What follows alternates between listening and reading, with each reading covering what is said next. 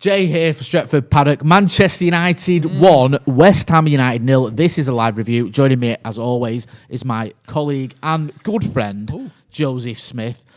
Mate, job done, 3 points. Top 4 almost, not confirmed, but we put a bit of a question mark in the thumbnail. Top 4 edging that a little bit closer.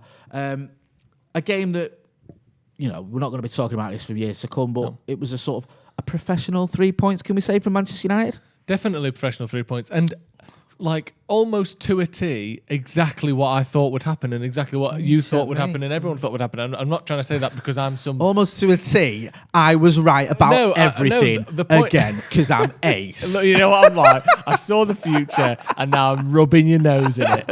No, what I mean is, we all saw this coming. It was exactly the performance. Other than, actually, West Ham were a bit more defensive than I thought and offered a bit less going forward and pressed us a bit less than I thought they would. But we all knew it was going to be a really tricky performance against a side that has played very well this season. And I was a little bit surprised, actually. Like I said, I thought they would be not just sitting back on the edge of their 18-yard box.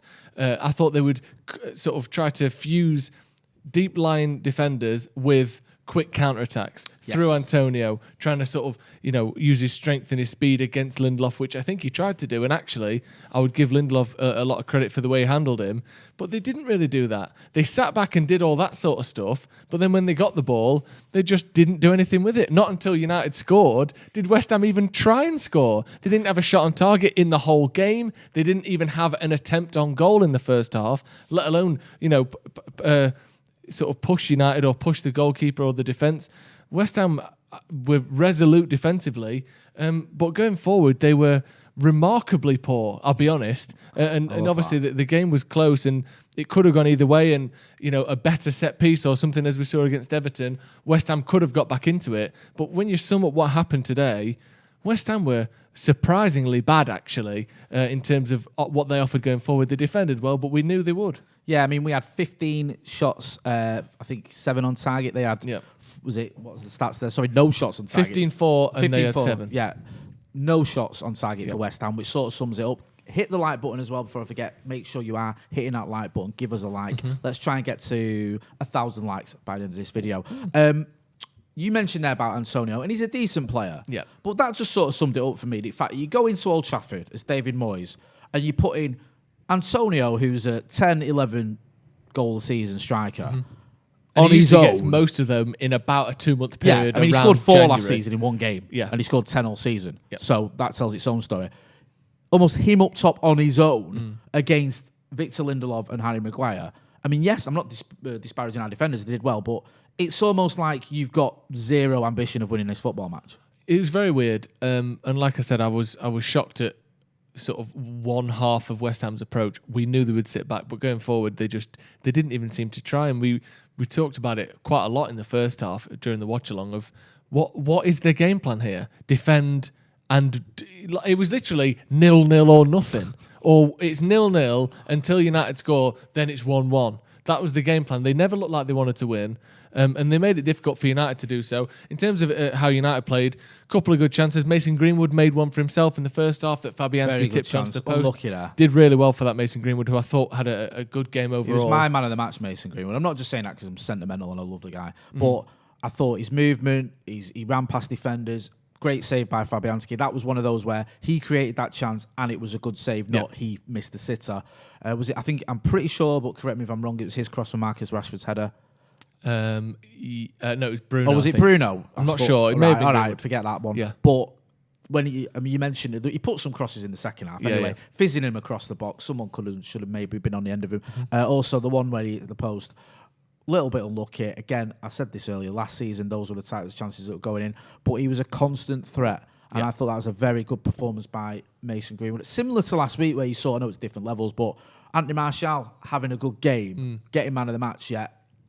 No, not scoring. Admittedly, he had a much clearer chance. Sometimes we look at attackers and go, did he score? Did he get an assist? Well, he mustn't have had a good game. Must have been shit then. Yeah, well, Mason Greenwood had 90 minutes. It was an absolute nightmare for the West Ham defence and was a big part of the reason that we got 3 points today. And it was Greenwood's cross into Rashford for the header that he missed. I thought it was, yeah. So, yeah, he was very good. And I thought Marcus Rashford, he's a quite remarkable player, really, because not only is he very good, and I've said before that I think he's just one of those players that the way he plays, because he likes to drive at defenders, he's very direct. He's always going to give the ball away a lot, and he's always going to run into trouble, or you're going to think, why didn't you shoot? Why didn't you pass it earlier? He's always going to have those criticisms his whole career, and he's going to be a bit frustrating to watch in certain games.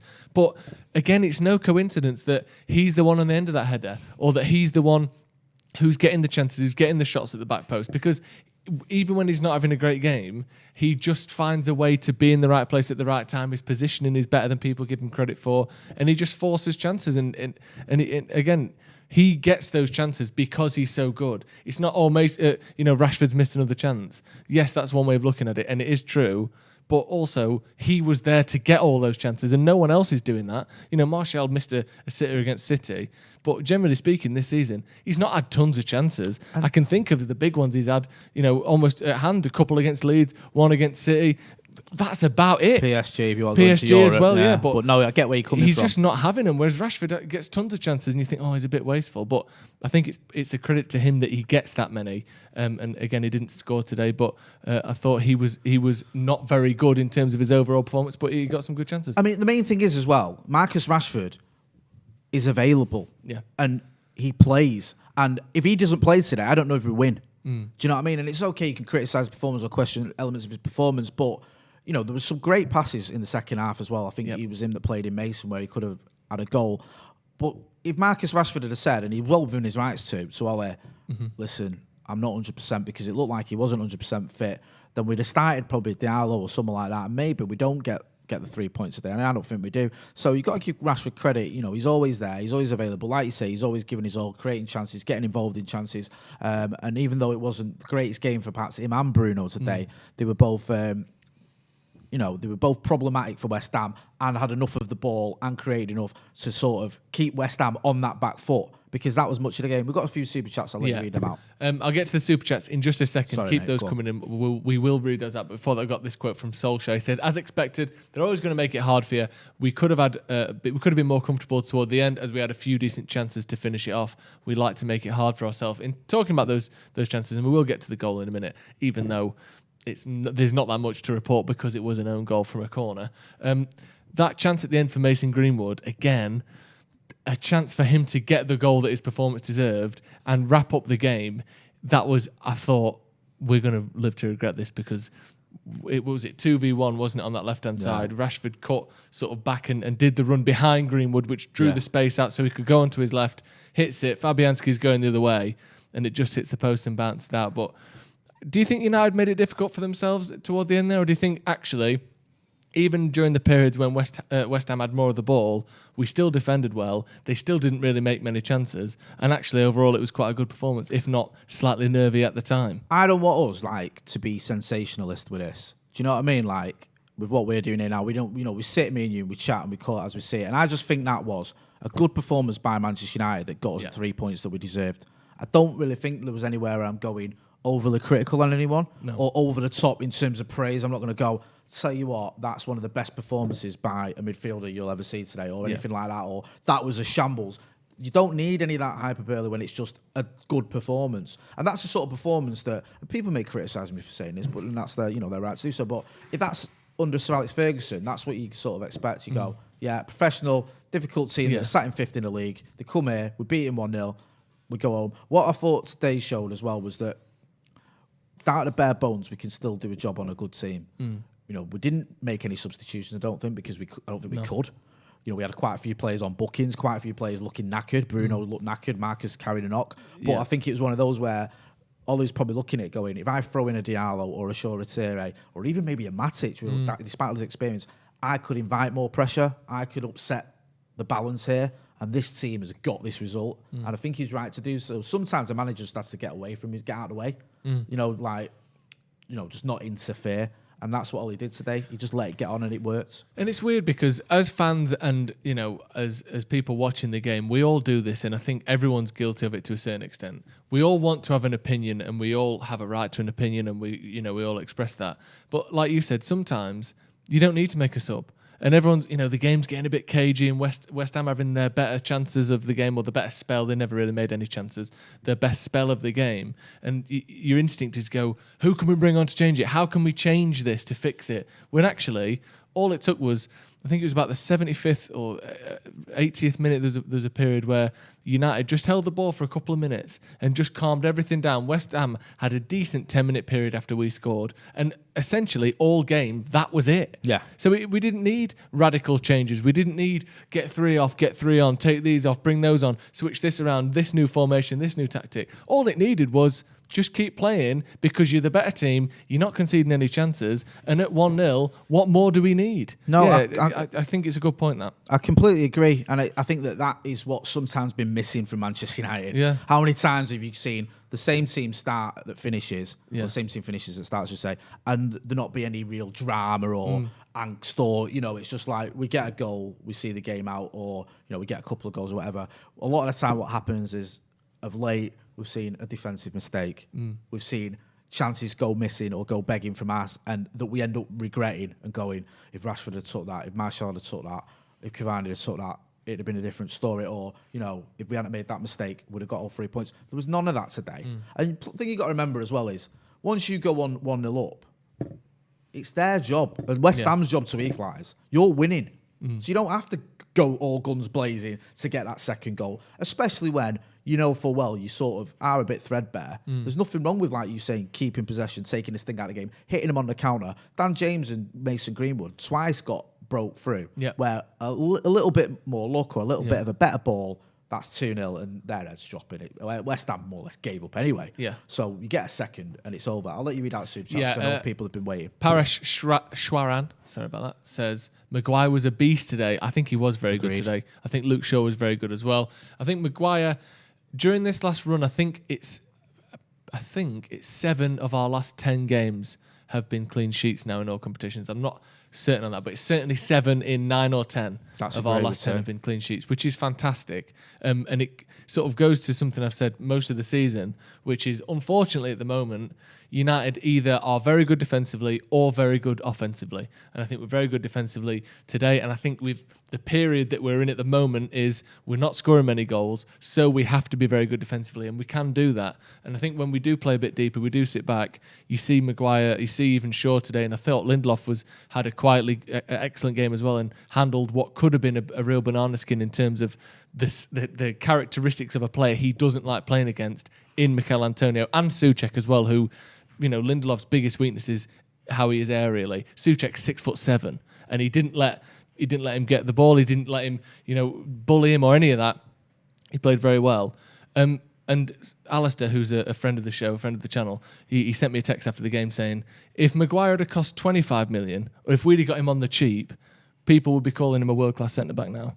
And I do tend to agree with that, or certainly I think if we hadn't have paid the money we did, people would have comfortably and happily gone, you know what, he's been really good this season, and he's made a couple of mistakes here and there, but generally speaking, he's been excellent. It's just the fact that he costs more than Van Dijk. He is the most expensive centre-back in history, where you go, he's not allowed to make any mistakes. Whenever we concede, it's his fault. I think he's been very good. Maybe, I think some of the credit he gets is deserved, but I do think a lot of it is born from, here's the price tag, you better live up to it or you're shit. Ross Murphy with the super chat says, first half of the season we were scoring goals, but not really keeping clean sheets. Now we're keeping clean sheets, but have lost that scoring. We need to find a way to get consistency all around the park. Yeah, sort of what I was saying before. I agree with that. But what I do like is that when we aren't scoring, we can play a slightly different way and get those clean sheets. And when we aren't getting those clean sheets, sometimes our attackers bail us out. It's nice that we can do a little bit of both. Andrew Rafferty, we desperately need a long-term number 9. Yeah, we were talking about that on the watch-along. Couldn't agree more with that. We need someone who not necessarily always will get you 25 goals a season, but every single season, that's the target, and you have good reason to think they might do that. United Forever podcast. Who else enjoyed James's triple kick at the end? Tech and tag shithousery to the max. Epic win. Viva La Paddock. Yeah, I liked Dan James. It was good that he just got a booking at the end there, wasn't he? Stopping a counter-attack. Abdullah Ibrahim. It was a good performance by us. We got the 3 points and restricted their chances. We should have scored more than one. A bit of a negative is how our counter-attacks break down in the last few matches. There has been a little bit of that, but the first portion of that comment, when you think of it, we got 3 points. We stopped them creating anything, and really we should have scored at least 3 goals. It could have been a real top performance today, and instead it was sort of let down by the fact we didn't score more, but generally was very good. And George Hall's finally with the super chat says, such a satisfying win after Moyes' anti-football tactics. Maguire and Shaw very good. What are you lads having for your tea? I don't know, I was just thinking that, because we've got, what time is it now? It's about 9ish, but I didn't really have tea. I had a late dinner. Difficult. I might just get a burger. Oh, nice. Do you know what I mean? Cheeky Sunday evening burger to celebrate the Reds' epic win. Just quickly before we wrap up, who did you say was it Maguire? You had your man of match between Maguire and Shaw for me, with Greenwood a close second. I probably would go Maguire just because of the way they handled Souček and Antonio between him and Lindelof, but I think he was the better of the two. And also, one final thing I wanted to ask you: how concerned are you? We've got Milan in it. Is it Milan? This week, Milan Thursday. Marcus looks dead on his feet. Bruno Fernandes looked like he was literally holding his leg at one point as he took a corner. Mason Greenwood, who I love to bits, is a teenager who's just ran his heart out for 90 minutes. Anthony Martial is still injured. Edinson Cavani apparently he doesn't want to play at the minute. That's very weird. I'm not. We'll find out what exactly the nature of his injury is, but it seems like him and the medical team are in some sort of disagreement. How worried are you that the Europa League second leg isn't looking too prosperous for Manchester United Football Club? Pretty worried. Yeah, I am pretty worried because we already had a lot of injuries. Yeah. And people were talking about, AC Milan's got a load of players out, Zlatan and whoever, Calhanoglu, all these players. And then you go, I couldn't have named any of them other than Zlatan. Well, United have got Teo Hernandez as well, their fullback, who's one of the best players, who you're very well aware. Yeah, I love him, mate. United have got a lot of injuries as well, and then people go, but it's the importance of those players on the squad. That's the difference. That's why Milan are more of a disadvantage. And then you go, actually, Paul Pogba's arguably our best player. Cavani's our number 9. Martial's our backup number 9. Rashford, who was injured for the last AC Milan game, is our second best player. And now Bruno as well. And Bruno looks like he might be injured now as well. So how much more impactful, how much bigger could the players be injured You've even just be? named 5 of the best players in the world. Yeah. Let alone 5 of the best players at United. Do you know what I mean? This whole thing of AC Milan had a difficult squad. All our best players were injured. It's like, I'm really worried. Bruno was holding just above his knee on the right-hand side of his leg.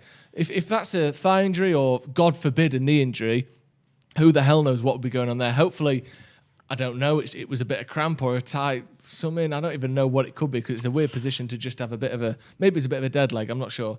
And obviously we know Rashford was playing through injury. Hopefully that's sort of, he had a bit of pain at the start of the game and we kind of knew what we were doing with that one rather than that being something else. But if those two either of them are out for any period of time, and heaven forbid both of them are out alongside Paul Pogba, who, it seemed like he was going to be out for a couple of weeks, and now we saw Ollie yesterday saying, well, we wanted to get him back before the international break, but who knows now? So that's going to be very difficult as well. Paul Pogba, not sure when he's going to be back. It looks like he'll miss the AC Milan game. Looks like he'll probably miss the Leicester game next week as well. We could be really up shit's creek if we're not careful with some of these injuries, but, we've got to get through it anyway. And this is from Ollie. He said, we hope so. We hope to have Edinson Cavani and Anthony Martial available. Maybe Paul Pogba and David De Gea is finished with quarantine. Not bad players. Yeah, exactly. Great players to have back. Hopefully they are back. And obviously, as many of them back as possible would be good. But if either or, like I said, certainly both of Rashford and Bruno are injured, we're going to struggle to win any games, let alone all of them. Just one final question. Yep. Top 4 done? Do you think we're in top 4? We're going to finish in top 4 now? We've still got I know it's not officially, mathematically confirmed. In your head, do you think now we're all right? When you think of the teams that are fighting for this, West Ham, I think, have got a game in hand on Chelsea, and I think they can go above them. Chelsea, the other one, fighting for it. But what actually has to happen here is 2 of West Ham, Everton. We're 12 points clear of Tottenham. So basically, both of West Ham and Everton have to get top 4 above us, and we also have to fall behind Leicester and Chelsea.